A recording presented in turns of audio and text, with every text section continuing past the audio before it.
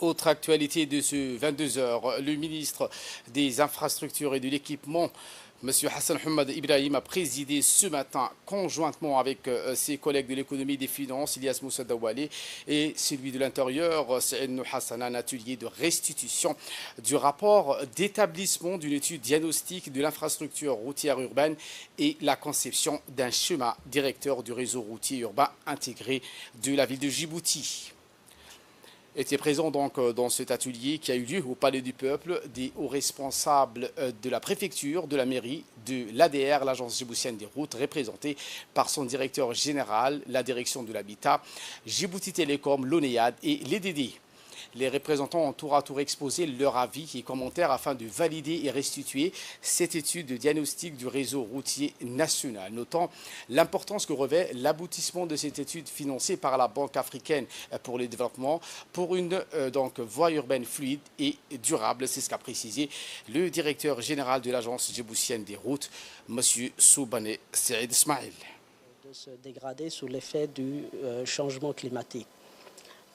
Il s'agit des fortes chaleurs, de la montée des eaux et surtout des fréquentes inondations qui sont des facteurs qui s'attaquent directement à la structure de chaussée et qui dégradent le réseau routier urbain. C'est pour répondre à cette problématique que le gouvernement a mandaté un cabinet d'experts dans le domaine pour, dans un premier temps, faire un premier diagnostic du réseau routier existant, de mettre en place un plan d'investissement prioritaire en faisant les premières études préliminaires et surtout en élaborant un schéma directeur du réseau routier de la ville de Djibouti, qui est un document bien sûr stratégique important pour une prise de décision efficace. Ce qu'il faut aussi savoir, c'est que le gouvernement a déjà mobilisé auprès de la Banque africaine de développement les premiers investissements nécessaires pour la reconstruction de notre réseau routier urbain. Et ces travaux débuteront dès l'achèvement des études techniques. Écoutons à présent le ministre de l'Économie et des Finances chargé de l'Industrie, M. Ilyas Moussa Dawali, présent donc à cet atelier de restitution. À ce moment même, le schéma directeur de l'urbanisme est en cours de gestation ou a bien avancé, va être exécuté rapidement. Le schéma directeur de l'assainissement est également finalisé avec quelques derniers ajustements à faire. Tout cela doit être préparé en synergie. Deuxièmement, nous avons la principale contrainte actuelle vécue, elle est liée à quel modèle d'assainissement pour la ville de Djibouti. Voilà une ville qui avait très peu de pluie, qui avait très peu de précipitations durant les années passées et qui connaît de plus en plus de conditions de précipitations brusques, courtes, avec beaucoup de dégâts.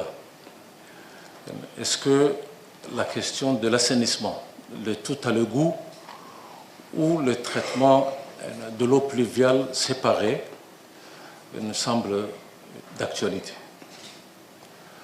Deuxièmement, c'est par rapport à la presqu'île, la géographie de la ville de Djibouti. Il y a des points noirs lors des précipitations, c'est-à-dire des points de stagnation de l'eau pluviale. On sait que normalement, le contexte de presqu'île de Djibouti devrait simplifier la fluidité et l'évacuation de l'eau. Mais généralement, tous les points d'évacuation vers la mer, c'est-à-dire est et ouest, semblent avoir été construits. Et pour sa part, le ministre des Infrastructures et de l'Équipement, M. Hassan Hamad Ibrahim, s'est exprimé en ces termes. Je suis ravi de vous accueillir aujourd'hui à cet atelier de restitution de la première phase des études intégrées de la voirie urbaine de la ville de Djibouti. Cet événement d'importance capitale marque une étape cruciale dans notre démarche visant à moderniser et adapter nos infrastructures urbaines aux défis du XXIe siècle, en particulier ceux liés au changement climatique. Permettez-moi tout d'abord de remercier toutes les équipes techniques, les experts, ainsi que nos partenaires internationaux et locaux qui ont contribué à l'élaboration de ces rapports d'établissement.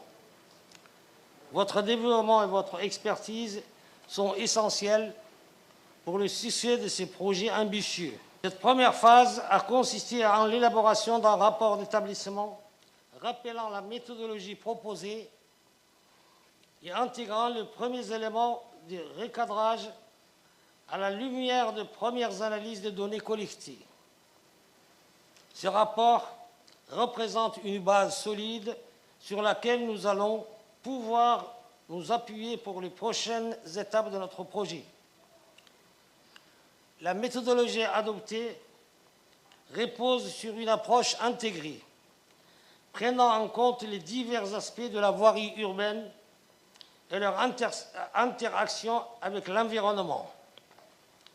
La vaste quantité de données qui seront collectées et analysées permettront de caractériser de manière précise les infrastructures de transport urbaines existantes, ainsi les schémas de mobilité au sein de notre ville. Ces données sont cruciales pour la planification et l'investissement dans les infrastructures prioritaires. Les informations recueillies serviront de fondement à l'élaboration d'un plan d'investissement pour les infrastructures prioritaires et avec comme objectif principal la mise en place à terme d'un schéma directeur routier, urbain